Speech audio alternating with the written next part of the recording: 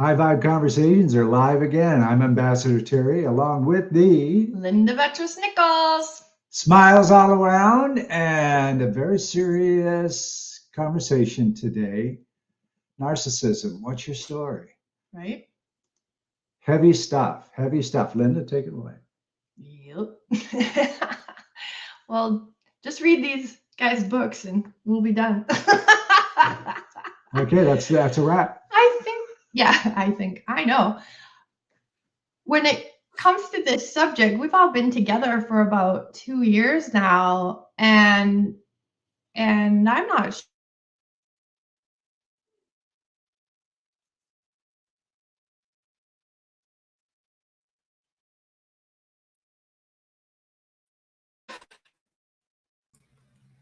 Linda, you're muted.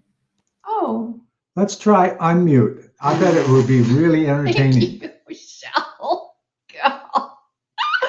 We've all been together for about 2 years, and I'm not sure we knew that word maybe in the past. If we did, we certainly all have a much clearer understanding and watching it operate in our own spheres of influence, if you will, and what we've done about it. So yeah, it's a heavy topic, and sometimes, not sometimes, a lot of times, you lose your voice. And so it's interesting I was muted.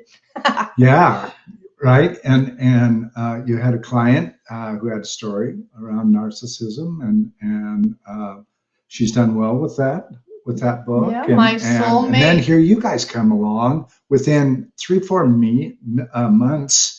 This Of whole doing that. conversation begins. It's very interesting Yeah. how the universe will bring that energy in and give it voice. Yeah, he's referring to Dr. Bindu Babu's book, My Soulmate, My Love, My Narcissist.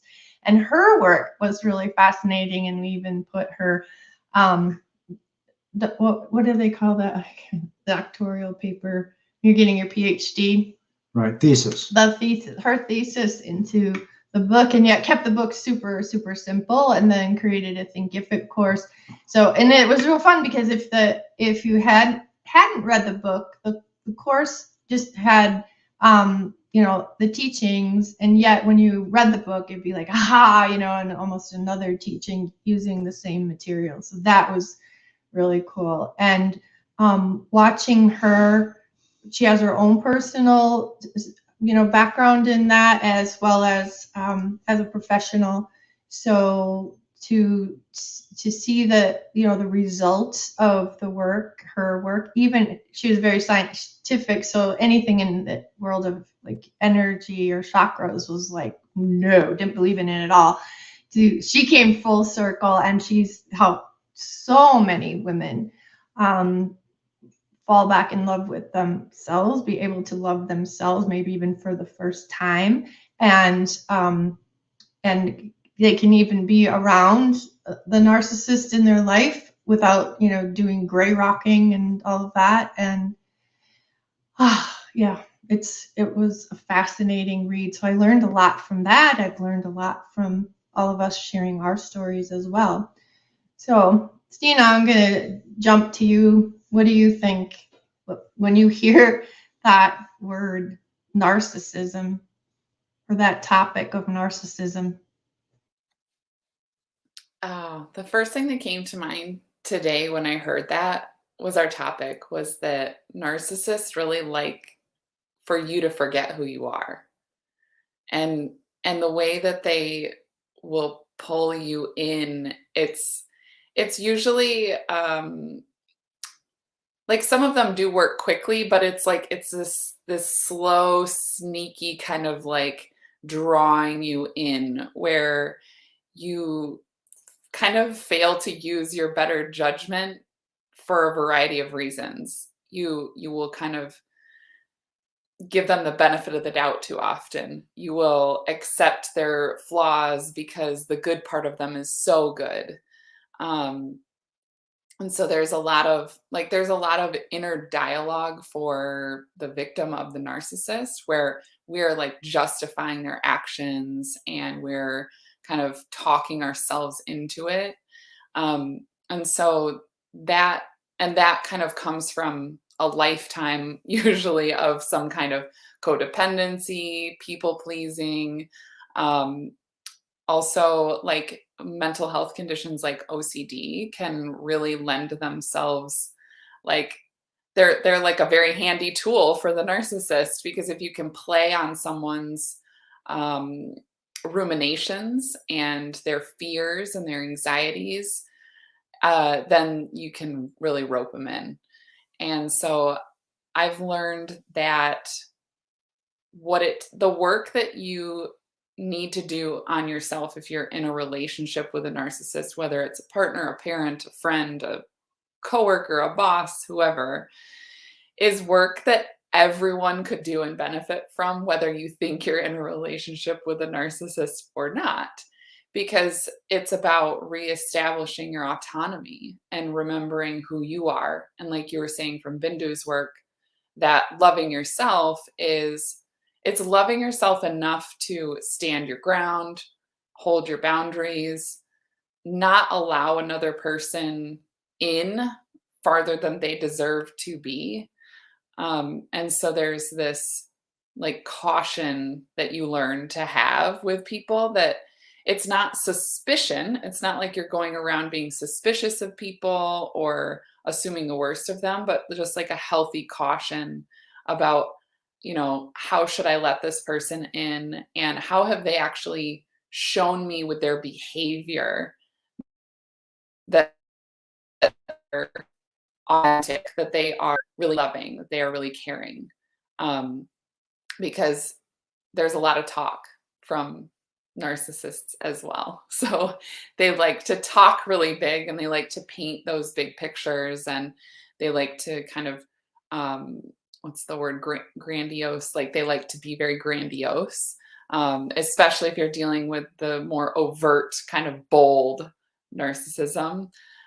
There is like the covert narcissism, which is not as obvious when you encounter, but it's just as insidious, and it can be even more maddening because you feel like you're kind of like chasing, like gophers underground. You're just kind of like, well, there's, or moles, like there's a molehill, but I don't know where the tunnel goes. It's not like just hunting an animal above ground. It has that like underground feeling where you're like, like trying to figure out what to do. So that's kind of, I guess, a little bit of my experience and how I've kind of grown in learning about narcissism, is that it's really about coming back to yourself and strengthening who you are, so that if and or when, because I think it's really when for all of us, you encounter someone who's a narcissist, you can be yourself and you can stay out of being, the triggered little kid that's afraid of rejection and abandonment and punishment and all of those things too. Wow, that was great. How about you, Shell? What's coming up for you when you hear all that stuff? That was me going to hide underneath the table there, because Stina kind of like hit the nail on the head with that one. All the fears of letting other people down and feeling abandoned, and like you're never doing enough or enough of the right things. And they dangle that carrot, right? They dangle that reward, that goal, that finish line in front of you, right? And then they retract it as soon as you do the thing that they want. That's definitely been my experience with it, of like, oh, well, you've been saying for some time now, like, I hear you, like you've been wanting X, Y, and Z. And I'm more than happy to do it for you if you'll just do this. And then you do the thing, and then they flip the script. Oh, well, I never said when we were going to do it, or you must have. I don't think I said that. Are you sure I said that? Like, I don't remember saying that. And they'll like tell you things to make you think that you're crazy, to make you question yourself. Well, could I have misunderstood that? Like, where did I go wrong? Like, how did I not understand that you actually meant this? And you question yourself. And yeah, you're right. They do play on your like idiosyncrasies, though the weaknesses, if you will, which are not really weaknesses if you can flip the script on them. They play on the people pleasing tendencies and the imposter syndrome, not thinking you're good enough. And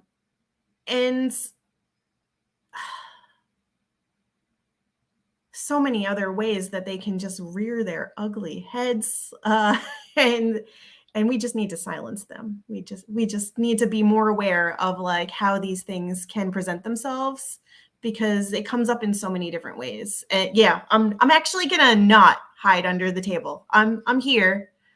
I am in front of all these amazing people, and yeah, I am trying to actively stand up for myself and challenge the previous narcissism that really took hold of me. So Right. yeah, it's And are you powerful. trying, or are you doing your best I am in the moment? Are I you am doing your I am always doing my best all right? to be better, and to improve. Yeah. Mhm. It's the action. And it's interesting, our best isn't really like our best, right? It's in the moment. So It's my best right now. right, and what's going through and what's happened or whatever, and like, oh, I've done better than this. Yeah, well, that's not what your best is, right? When we get into the definitions of best. I love it. Yeah. All right, Dora.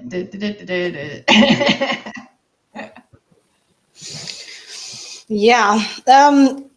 When I was, well, right before I turned 19, I met this wonderful guy that from across the country, and he said all the right things and treated me like a princess, and I was floating. I would never been treated that way before. It's not common for the guys around where I grew up to say those things and to be like that. So when he swooped in, I was just blown away.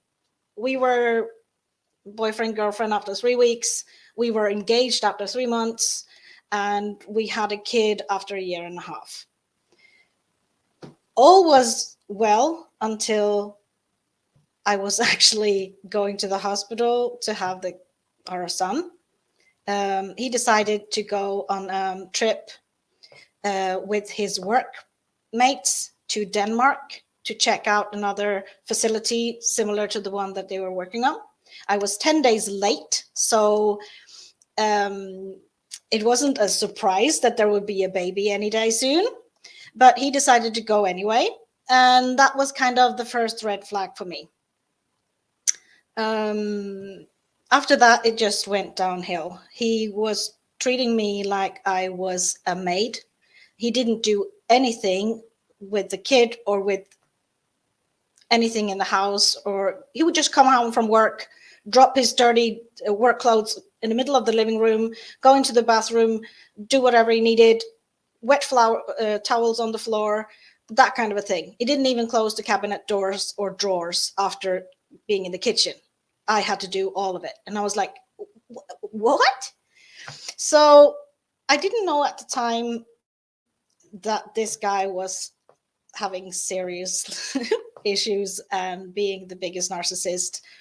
I thought it was normal to just give me a little bit of money and then leave me for 2-3 weeks while he went to another part of the country to party with his mates while I was sitting there with my little baby. So yeah, it took me 3 years. I went to a lot of doctors and physiotherapy and chiropractors because my neck was just like I had my shoulders up to my ears. I was so full of stress, and yeah. And I remember what tipped me over to kind of thinking that I need to do something about this was a physiotherapist when I was there for the urgent time. And she said, you know, if you are okay, your son will be okay. And I was like, oh, I don't have to stay in this relationship with this guy just so our little son has his father sometimes. And yeah, it ended really dramatically when I kicked him out. And I had to have like a secret phone number and a secret address for, I can't remember, 4 or 5 years. Yeah. So it was not a good place to be. And I didn't know that it was called a narcissist. I didn't know that this was, I just thought he was crazy. But I found out later that this is more common that I like to know. Yeah, exactly. It's a really toughie. And the best part, though, in your story is your son does have a relationship with him, and you know, he's Yep. in your life, not in your life, so to speak. Yeah, we have a civilized relationship. He was here for our son's confirmation, and I've seen him a couple of times after that. We used to ship, sounds terrible, but we used to ship our son by plane because it was so far that we couldn't just drive. Oh, So we would ship him with like air hostess or something that would follow him. So yeah. we just delivered him at the airport, and then he would pick up in Oslo, and I would pick up here. Yeah. How often did that happen? Like once a month. He was there for a weekend. Yeah. Wow. Mm. Phew. How about you, Terry?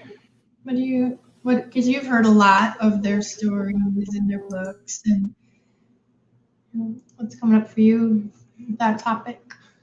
I do want to say that it's just not masculine.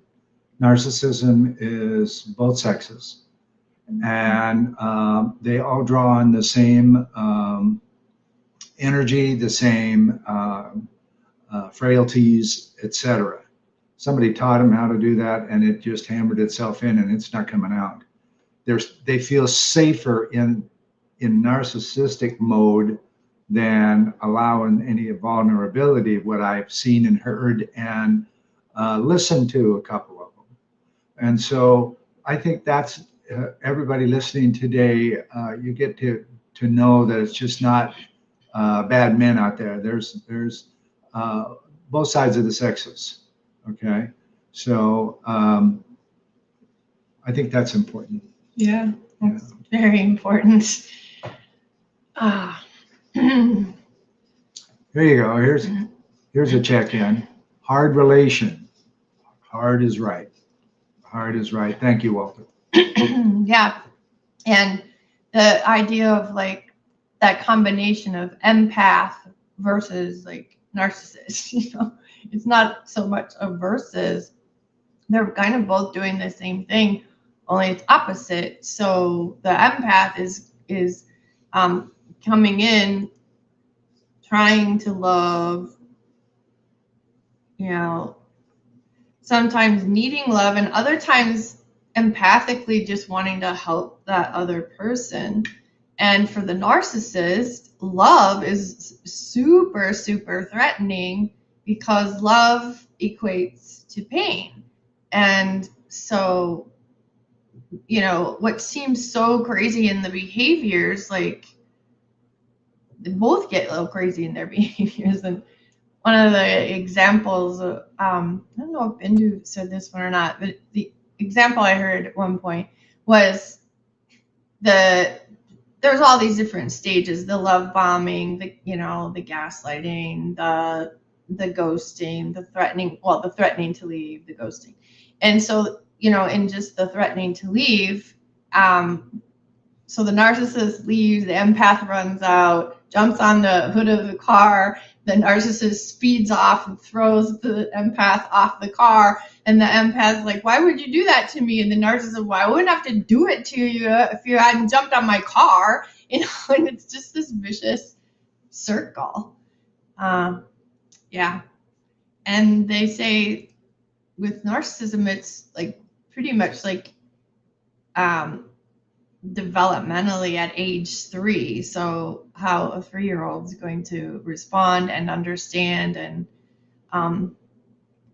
yeah, it's interesting. Steve, do you have some tips, like some communication tips or boundary tips? I was just thinking, I had a conversation with my partner last night, and something that I find really, really, really important in any relationships, but I learned this when I was dating. It's really important that when you're connected to yourself, you ask yourself, what do I want to give in a relationship? And what feels really good for me to give in a relationship? And stop asking people, what do you want out of a relationship? Or, what are you looking for? Like, come to the table with what you have to give, and know your own boundaries of what feels good for you to give and commit to, because that allows other people to decide if they want that or not, if that's going to work for them. It leaves a lot less room for manipulation, because if you tell someone else, let's just say in the dating sphere, I'm looking for somebody who has these qualities, who is spiritual and who, goes to therapy. Like, you make it kind of performative, right? You give them like a prescription of what you're looking for. They can lie to you about those things. They can spin a story. They can say, they can tell you how they're going to grow. They can really play on that, instead of you letting them show you who they are and show you what they want to give in the relationship. It's a much more empowered place to meet someone and understand who they really are. As far as communication tips, if you're dealing with a narcissist, my probably number one communication tip, and this is, I want to also kind of caveat that when I say when you're dealing with a narcissist, you don't have to go around diagnosing people or labeling people. You could just be dealing with somebody who's an asshole, like there's also that. Yeah. Mm-hmm. They're not all narcissists. They're not all clinically diagnosable narcissists. Right. However, boundaries are boundaries. Communication is communication. Healthy relationships are healthy relationships. So if you just stick to those principles, then it will produce success regardless to whether or not you're dealing with a narcissist. So one thing is, like, if you're just in a situation where communication feels messy, there's weird power plays going on, you don't feel like you have a voice, you're overwhelmed or anxious about their text messages, phone calls, that kind of thing, you're not going to be able to have a healthy exchange.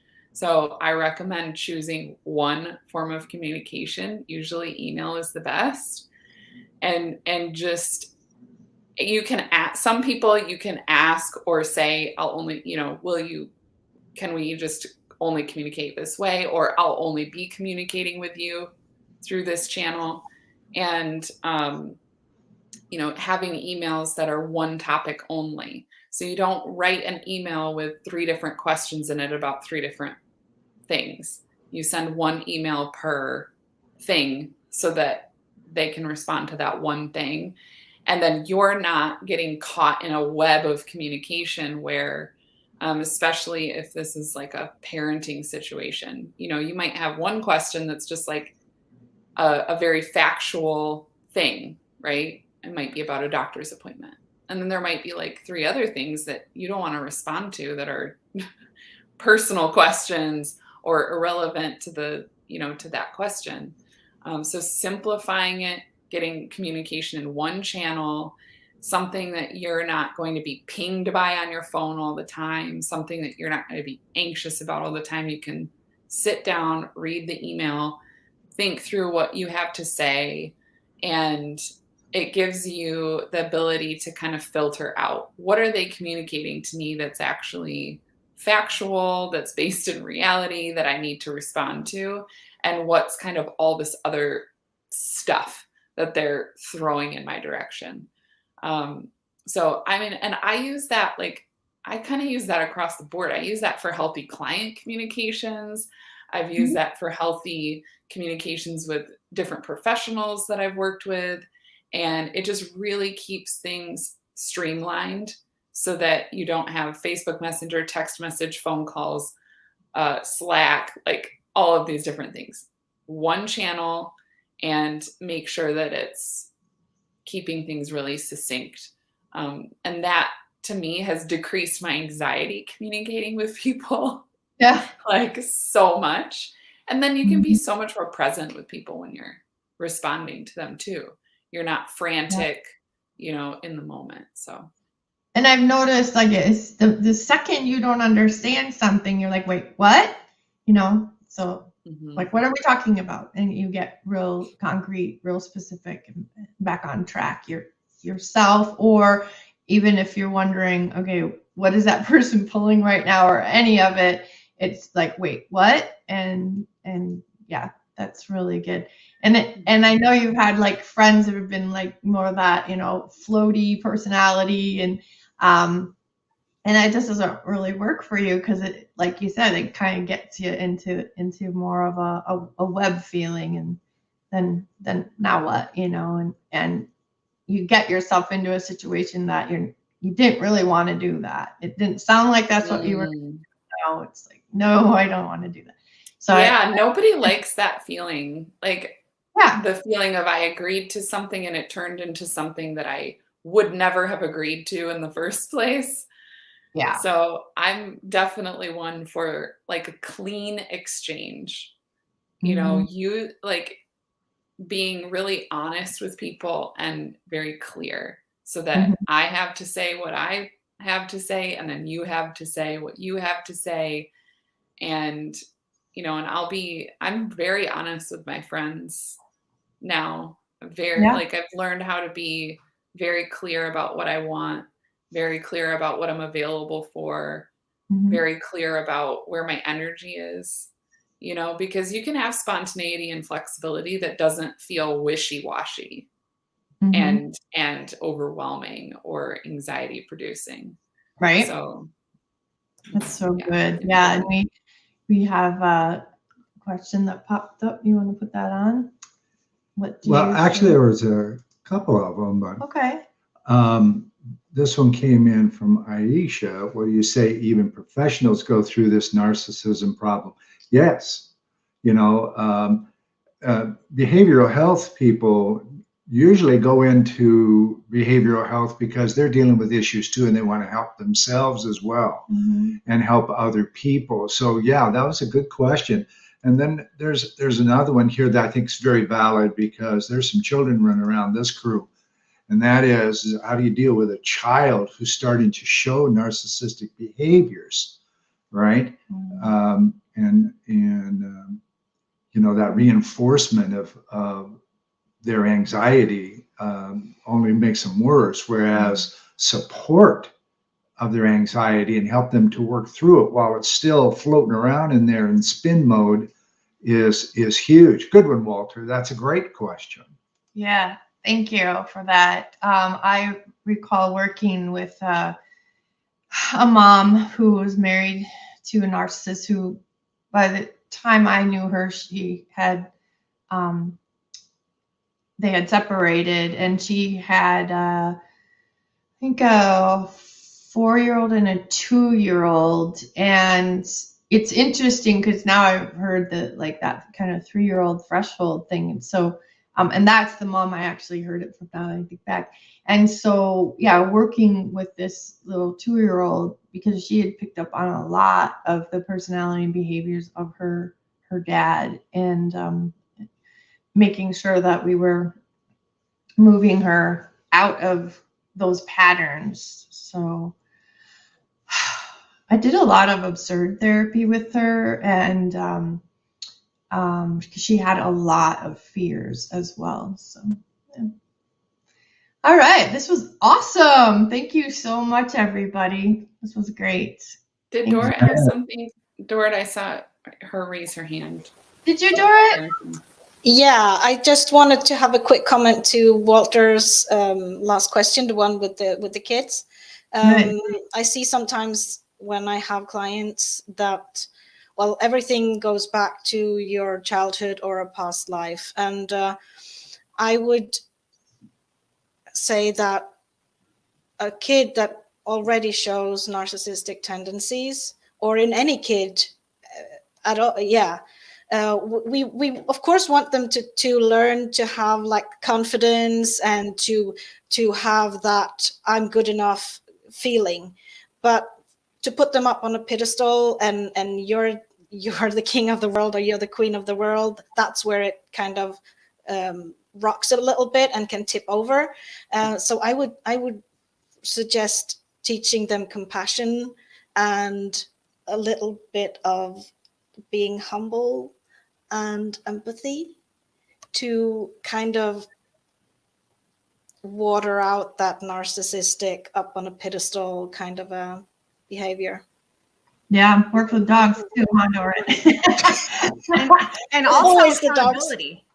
Yeah, that too. You want also teaching accountability. You want them to take accountability for their actions. Yeah. That way it's not a situation later on when someone can say, oh, well, I didn't say that. You must have misunderstood, or that's not what I meant, or I don't remember saying it. You take that out of the equation if you've taught them to be accountable for what they say and what they do. So Yeah. Consequences. Yeah. Shell, have you watched Rain?